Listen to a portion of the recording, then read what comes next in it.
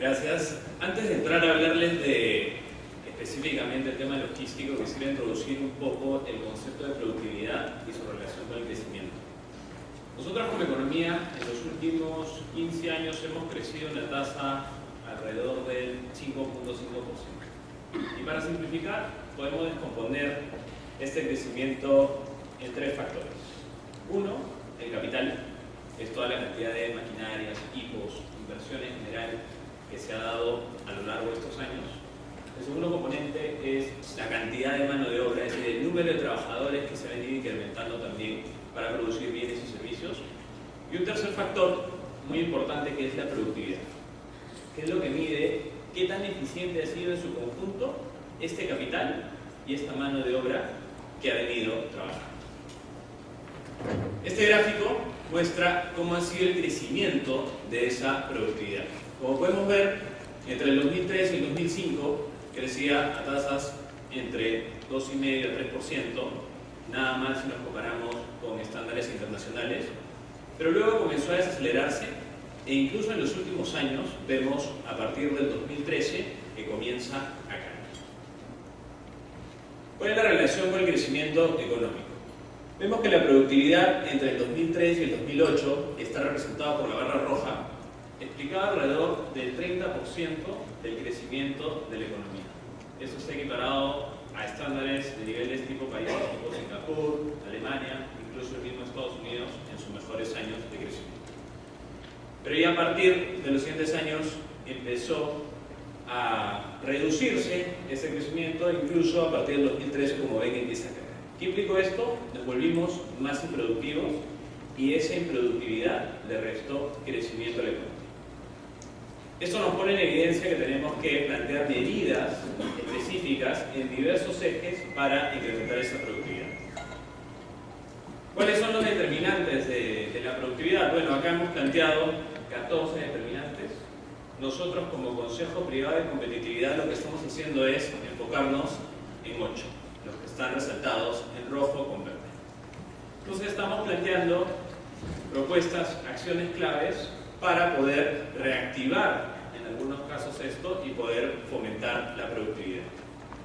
En este caso específico de logística, estamos trabajando de la mano con la empresa privada, con el sector público, con los gremios, incluso Comex Perú es parte de nuestra mesa de trabajo de logística para plantear las propuestas que le vamos a dar. ¿Por qué logística? Porque hay una clara relación entre la logística y la productividad. En este cuadro hemos agarrado países con PBI per cápita entre 12.000 y 7.000 dólares, como paridad por la compra: Perú, Tailandia, Costa Rica, Colombia, República Dominicana y Sri Lanka. Y hemos visto cómo ha sido la relación entre el desempeño logístico y el incremento de la productividad. Y vemos que existe una relación positiva. Países que han tenido desempeños logísticos, ven, medido por el indicador del Doing Business de 50%, 33%, han tenido saltos muy importantes en productividad, que es la última columna, todo lo que se señala de verde. En el caso de Colombia, que ha tenido un salto importante en logística, pero vemos que su productividad cayó, es básicamente porque en los últimos años ellos son muy dependientes del precio del petróleo. La caída del precio del petróleo hizo que la productividad de este sector muy importante para la economía se reduzca, entonces el promedio cae. Perú ha tenido un salto, un crecimiento, pero no ha impactado como se espera.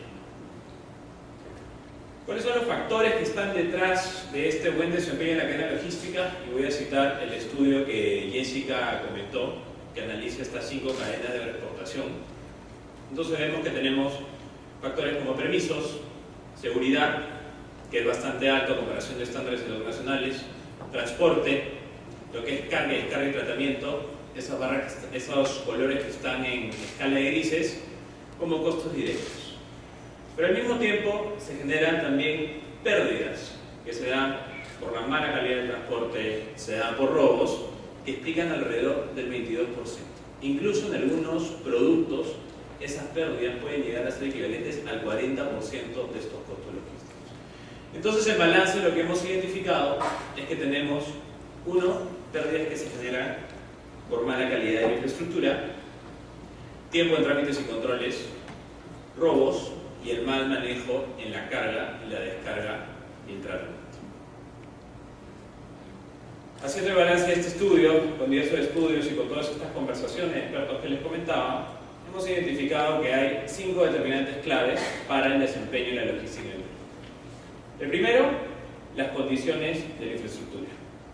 El segundo, tiempo en trámites, controles, inspecciones que se dan por diversos organismos del Estado. El tercero, la seguridad. Cuarto, calidad de los servicios. Y quinto, las tarifas. No necesariamente están en orden de importancia, todos, como hemos podido ver, están en orden de importancia, son importantes. Los 3 primeros es en lo que el Consejo Privado de Competitividad se está enfocando. Eso no quiere decir que no vayamos a entrar después a temas de calidad de servicio y tarifas. Arranquemos con condiciones de infraestructura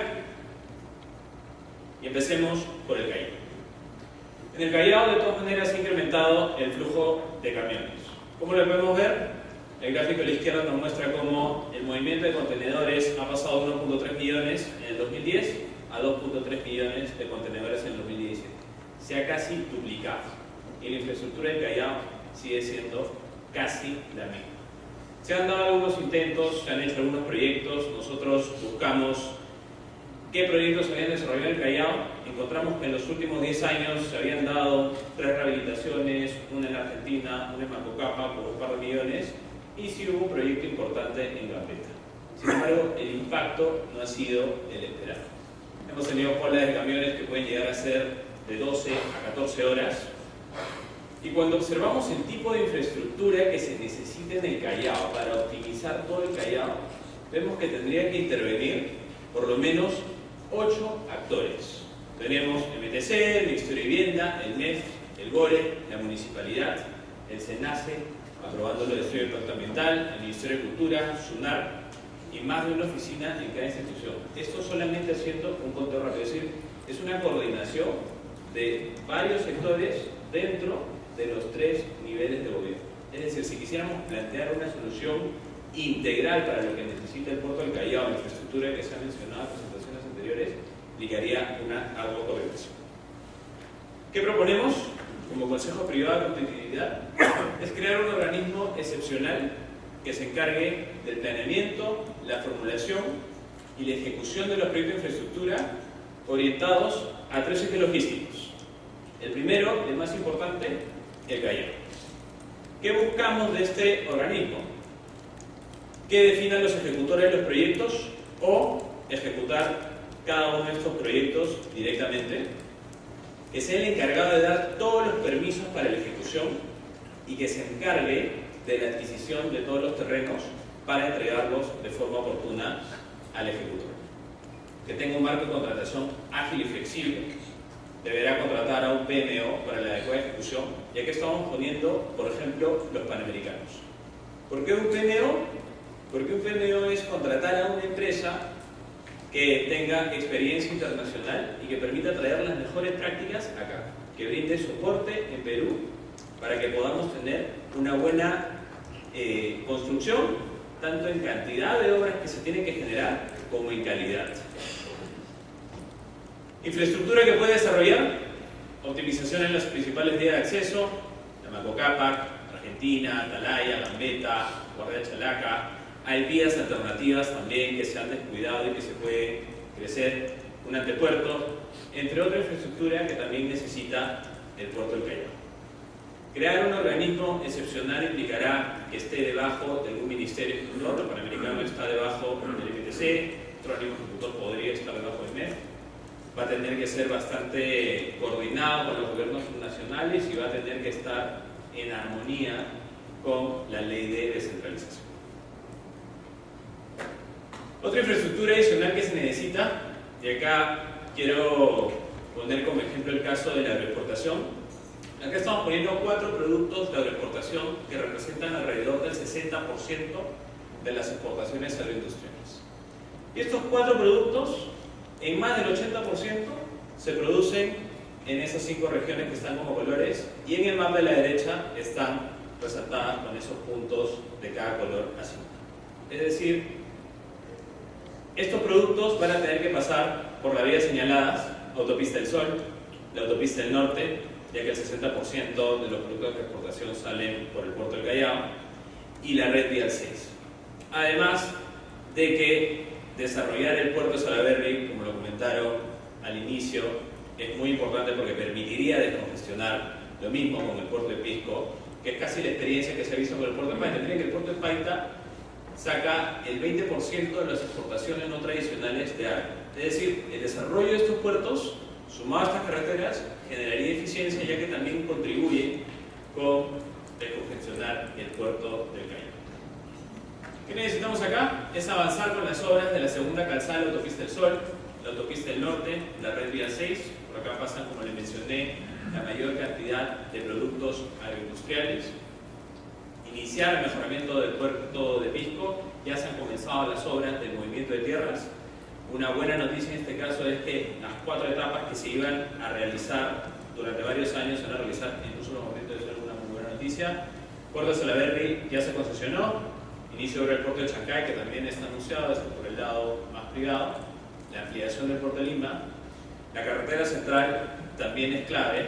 Es importante desarrollar vías alternativas o ir pensando también en una solución multimodal. Y habilitar el cabotaje para barcos de bandera extranjera sin restricciones. Es importante tener todas las opciones posibles para generar eficiencias en toda la cadena. Pero para la primera línea, ¿qué es lo que necesitamos? El tema de predios, un factor fundamental. Como pueden ver, entre la autopista del Norte, la red Vial 6 y la autopista del Sol, estamos hablando de proyectos de inversión alrededor de $800 millones en su conjunto. Todos estos proyectos fueron concesionados entre el 2005 y 2009, como pueden ver en el gráfico de la derecha, es decir, ya han pasado por lo menos 9 años desde su concesión. Y tenemos un avance de obras promedio que está alrededor del 50%. Estos proyectos debieron haber culminado antes del 2015 y es la falta de entrega de predios lo que está evitando su ejecución. ¿Qué proponemos aquí? Uno es ampliar las facilidades que tiene el MTC para contratar empresas especializadas en adquisición de terrenos a otros ministerios. En el caso de adquisición de terrenos hicieron avances bien importantes. En el 2015 sacaron un decreto legislativo que era el 1192, fue modificado a inicios del año pasado con el decreto legislativo 1330. Se le dieron facultades al MTC muy buenas que pudieron avanzar, que les permitía exonerarse de la ley de contrataciones para contratar a empresas especializadas en adquisición de predios. Porque la adquisición de predios no solamente la hace el sector público, también el sector privado se encarga de adquirir terrenos para los proyectos privados. Y en el sector y en la obra pública, alrededor del 90% se hace por trato directo. No pasas necesariamente a ya tener que expropiar, que es otro tema. Entonces, se le dio las facultades al MTC para que puedan contratar a estas empresas especializadas para que puedan ayudar a acelerar la contratación de la obtención de terrenos. Que lo que estamos proponiendo es ampliar esas facultades hacia otros ministerios, porque también en el caso de colegios, centros de salud, se necesita esto. También tener alternativas respecto al responsable de la adquisición de los terrenos. Ministerios a través de terceros, Proinversión podría hacerlo también a través de terceros. El concesionario, en Chile por ejemplo, el concesionario tiene facultades para poder hacer la adquisición de terrenos y crear una entidad encargada específicamente para adquirir terrenos. Y este es un proyecto de ley que está en el Congreso hace más de un año y medio. Entonces tiene que esperar la aprobación. Esas son opciones, no hay una única receta, pero es importante que todas estas opciones puedan estar habilitadas. Y dependiendo de cada tipo de proyecto, es gatillar la que mejor conviene. Lo otro es estandarizar los expedientes de adquisición de terrenos. Uno de los primeros puntos que se hacen al momento de expropiar es elaborar un expediente de tasación que tiene diversos requisitos. Pero estos expedientes que la entidad encargada de obtener el terreno desarrolla, lo llega al Ministerio de Vivienda y usualmente tiene muchas idas y vueltas porque no hay una estandarización, digamos, no hay un expediente modelo con el que yo pueda ir y decir aquí está mi expediente y me lo apruebo. Entonces estamos proponiendo también estandarizar. Plazos para los procedimientos, lamentablemente en uno de estos decretos legislativos se quitaron los plazos, es importante volver a restituirlos. Definir en qué momento del ciclo del proyecto se debe aplicar la anotación preventiva catastral. ¿Qué es esto?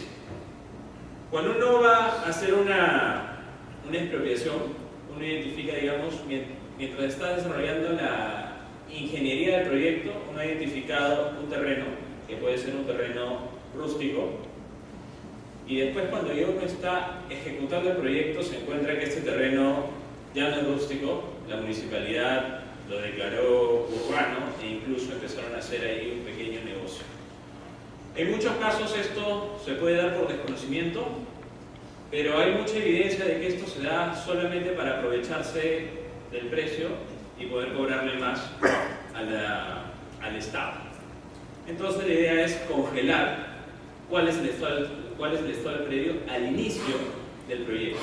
Es decir, ya sea en la factibilidad, ya sea cuando se hace la convocatoria o la buena flor. Falta definir en qué punto del ciclo del proyecto se debe explicar esto. 2. Desarrollar una base única catastral. Ahora, para identificar los predios que se necesitan expropiar, tenemos que recurrir a más de 5 bases de datos de diversos lados, e incluso estas no están compatibilizadas entre sí y pueden entrar incluso en contradicciones. Es importante unificar esta base de datos. Y también la transferencia de inmuebles que son propiedad del Estado deben ser para cualquier proyecto de inversión. Hoy la ley solo permite que se hagan estas transferencias directas de inmuebles del Estado para los proyectos de necesidad inmediata. Es importante que se pueda ampliar para todo tipo de proyectos. Otro punto es el poco enfoque en mantenimiento y protección a desastres. Es decir, durante todo el ciclo del proyecto tenemos la planificación, la formulación y la ejecución. Pero esto no acaba ahí porque es importante asegurar el mantenimiento de esta infraestructura y proteger esta infraestructura ante cualquier eventualidad climática que se pueda dar. Entonces hemos visto que el gasto en mantenimiento de infraestructura ha perdido peso sobre el gasto corriente total. Vemos cómo en el 2010 representaba alrededor del 3.5% del gasto corriente y ha bajado hacia el 2.4%. A estándares del gobierno nacional se ha mantenido, pero cuando lo vemos en gobiernos regionales y en gobiernos subnacionales, ahí vemos donde está la mayor baja. Y por otro lado, en el tema climático, es importante plantear estas soluciones de protección, porque cada 15 años tenemos un evento climático como un fenómeno del Niño, como lo que tuvimos el año pasado, a inicio del año pasado, que nos cuesta entre 2 a 3 puntos de PBI. Es decir, el fenómeno del Niño costero, el fenómeno del Niño en general, no debe ser para nosotros, digamos, un evento extraordinario. Ya hay una frecuencia prácticamente que está establecida y que se da e incluso se ha venido acortando. Entonces, ¿qué tenemos que hacer aquí? Es ampliar los programas de mantenimiento periódico del MTC, todo Proyecto Perú, a más vías, a gobiernos subnacionales. Cuando nosotros analizamos todas las vías que fueron afectadas por el fenómeno del Niño costero, las vías que tenían este mantenimiento periódico que da el MTC fueron de las que menos afectaron. Entonces, hay vemos importancia. Las concesiones, también ocurrió lo mismo, de las menos afectadas. Efectivamente, tuvieron una afectación, pero si las comparamos con las otras carreteras que no estaban ni concesionadas y que no tenían su programa de mantenimiento, estas fueron las que menos afectaron. Hoy tenemos concesionado alrededor del 25% de la red nacional, estamos pudiendo concesionar todo. Otro punto es desarrollar soluciones integrales de control de inundaciones fluviales, que es lo que se genera por los desbordes de los ríos, las pluviales por lluvias y huaicos en zonas críticas. Se ha avanzado bastante desde la Autoridad de la Reconstrucción. Ya desde el año pasado, por ejemplo, en La Libertad se entregó mediante el mecanismo de obras por impuestos la solución integral a la quebrada San Ildefonso. Esta quebrada que cuando se activa pasa por toda la ciudad de Trujillo. Ya se está desarrollando el expediente técnico, han contratado consultores internacionales expertos en la materia y es un proyecto que está avanzando. Estos son proyectos de largo plazo. Este proyecto debe estar listo en los próximos 3 años y es algo que se debió hacer hace 50 años. Y para estas soluciones integrales, en las que un país como Perú no tiene experiencia, es también donde se deben utilizar estas empresas que son los PMOs, es decir, captar empresas con experiencia internacional que vengan a Perú y nos ayuden a plantear este tipo de propuestas. En la modificación que se dio a la ley de la reconstrucción, se ha planteado utilizar el esquema gobierno-gobierno que tiene los panamericanos y que es, a través de este esquema gobierno-gobierno se contrate un PMO para desarrollar estas soluciones integrantes. Entonces, esto es muy bueno. Por ejemplo, sería ideal tener a los holandeses o a los belgas viniéndose a apoyarnos, trabajando en conjunto con la gente de cada región que también conoce cuál es el comportamiento de cada de los ríos, viendo estas soluciones integrantes. También es importante cambiar criterio y diseño en puntos críticos de las principales carreteras por las que siempre pasan los huaycos. Es decir, si han ido a Piura después del fenómeno del niño costero, van a ver puntos específicos de una carretera que está muy bien hecha, que ha resistido, pero ven puntos donde la carretera está totalmente mal. Esos puntos ocurren en las quebradas secas. Entonces ya se sabe que es una quebrada seca y cada vez que viene un evento climático se va a activar y esa zona se va a dañar. Pero seguimos haciendo la misma solución, seguimos haciendo una carretera. Ahí hay soluciones alternativas, se pueden hacer puentes, se pueden hacer badenes para evitar todo el costo que eso genera. Una de las ventajas, ¿cuál es? Que el MTC ya tiene identificado todos estos puntos y sí, desde la Autoridad de la Reconstrucción están planteando hacer un cambio. En el caso de tiempo en trámites, y acá me voy directo a las propuestas, estamos planteando homologar las certificaciones de instituciones internacionales como Global Gap, el IFS, el China Gap, con las certificaciones que otorga el Estado peruano, lo que te da SENASA, DIGESA u otros. Por ejemplo, los protocolos de exportación de productos, por ejemplo de palta a China, uno de los puntos que te pide es tener las buenas prácticas agrícolas. Y SENASA tiene su manual con buenas prácticas agrícolas, pero todo lo que está ahí ya te lo otorga una certificación internacional. Entonces, para simplificar, decimos, si ya lo otorga una certificación internacional, entonces homologa. Ya se hace en otros sectores, se aplica ya en DIGESA para algunos productos. En Chile, por ejemplo, convalida el tema de buenas prácticas con el Global Gap. Entonces ya hay experiencias que muestran que este tipo de cosas se pueden hacer. También ampliar la certificación de las empacadoras. En simple, el proceso agroindustrial es produces, empacas, luego sales y exportas. SENASA, por los protocolos que se tienen con los diversos países, está constantemente inspeccionando dentro de cada empacadora con personal durante algún horario establecido que se esté cumpliendo con el protocolo. Pero eso implica mucho esfuerzo, mucho personal, es más costo. Entonces ha empezado a hacer certificaciones a empacadoras. Es decir, si eres una empresa grande que ha venido cumpliendo con el protocolo, que tiene experiencia, que no tiene ningún tipo de incidencia, entonces yo te certifico personal de tu planta para que ellos mismos se encarguen de hacer que tú estés cumpliendo con el protocolo y yo como funcionario de SENASA ya lo estoy.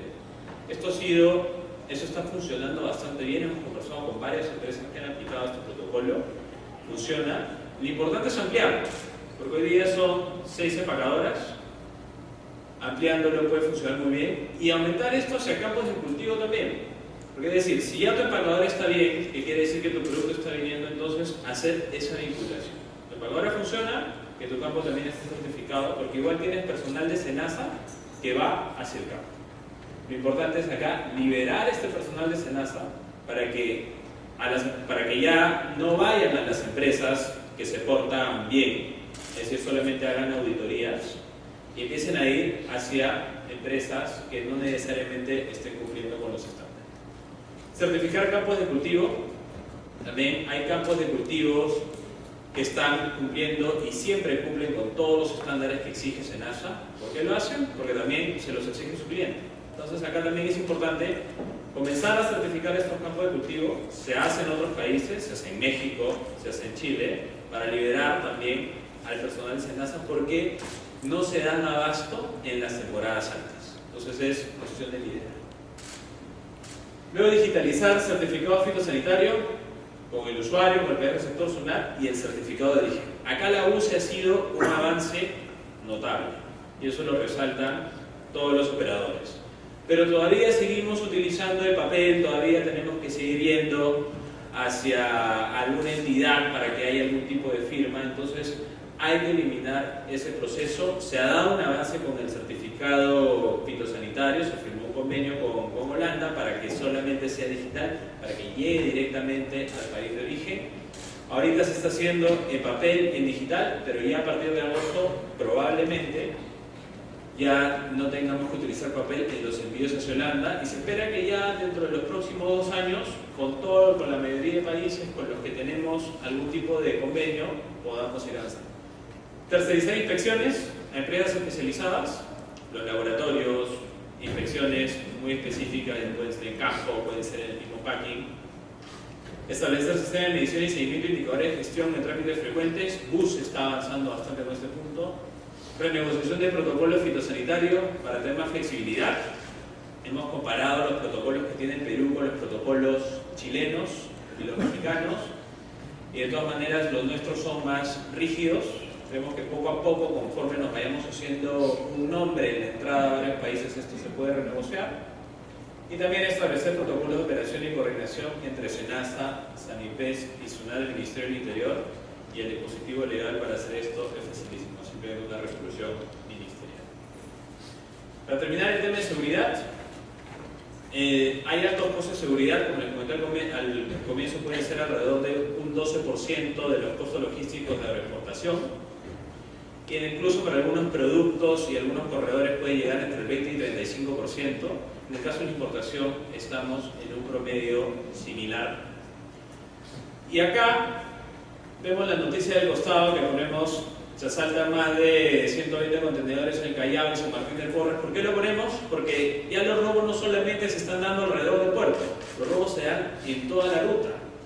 Y la segunda, que dicen roban todo un contenedor de mercadería valorizada por 820.000 soles, pero pues los valores ya se está volviendo, digamos, más barato robar. Está robando mercadería de 820.000, pero también hay mercadería que roban contenedores valorizados en 60.000, 70.000 soles. Es decir, ya el valor no necesariamente es una restricción para que ocurran los robos. ¿Qué proponemos acá? Obras por impuestos para seguridad. Queremos desarrollar un proyecto de inversión pública. Incluso ya hemos tenido conversaciones con la APN, porque ellos empezaron a desarrollar un proyecto de inversión pública, pero se quedó en una fase inicial que considera inversión en equipamiento como central de operaciones, cámaras, escáneres, sistemas de gestión de camiones, todo con alto componente tecnológico, para brindar seguridad en las principales vías que circulan camiones que ingresan y retiran carga del puerto de Callao. Es decir, seguridad a lo largo de los principales corredores. Como le dije, ya hemos tenido conversaciones con la PN, hay privados interesados, entonces consideramos que este es algo que puede salir en el corto plazo. Potenciales impactos de todo lo que les comenté. Volviendo nuevamente al caso del agro, si estas pérdidas nosotros las valorizáramos y las redujéramos, por irme al extremo al 100%, tendríamos una ganancia que representa alrededor del 5% de las agroexportaciones. Esto es bastante si consideramos que las agroexportaciones en promedio entre el 2011 y el 2017 han crecido alrededor de 13%.